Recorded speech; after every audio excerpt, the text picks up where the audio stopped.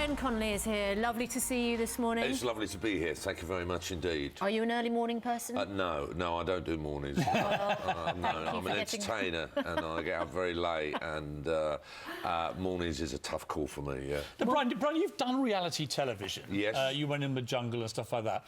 And you've been watching Celebrity Big Brother. Yeah. We were just talking to you in the break there. I don't like what went on in relation to David Bowie. I just think they're using a great icon at the moment of his death just for cheap ratings. And the way it happened last night was really uncomfortable, I thought it was. No, what do you think? No, I agree. But I think it was a sheer fluke. I mean, the whole thing about, you know, the two Davids and the other David being in the house and them getting confused, you know.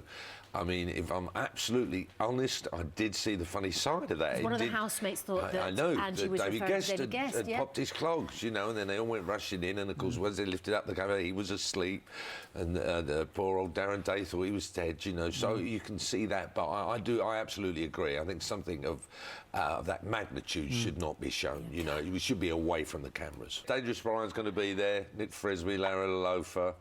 I mean, it's a potpourri of what I'm all about, you know. It's entertainment based, there's comedy, there's singing, there's plenty of jokes. I've got a special guest as well, lovely, wonderful variety act called Matt Ricardo.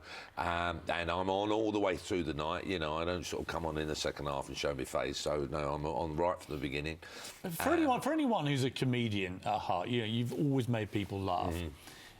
Is being on stage with a live audience, is that the thing that gives you the biggest buzz? Without a doubt, because TV and movies, all that kind of thing, there's no audience. Well, you don't get that comeback, yeah. Right. And I think TV's very polished, and I think the liveness is so exciting, and I think people paying to come and see you is such an honour, you know, and just sort of looking at it and going, these people are paid to come and have a good time, and they roughly know what to expect, so you're sort of halfway there, you know. And well, lots of comedians talk about, you know, you're there on stage, the adoration of the crowd who've all come to pay to see you, laugh along with you and love you.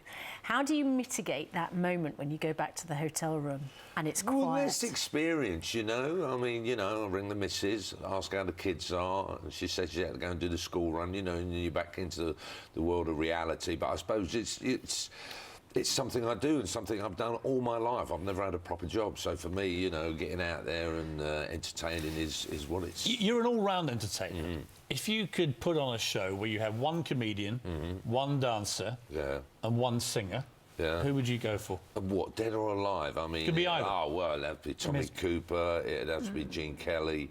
Well, the singer? I have the singer, Sinatra, you know. Sinatra, Gene Kelly and Tommy Cooper.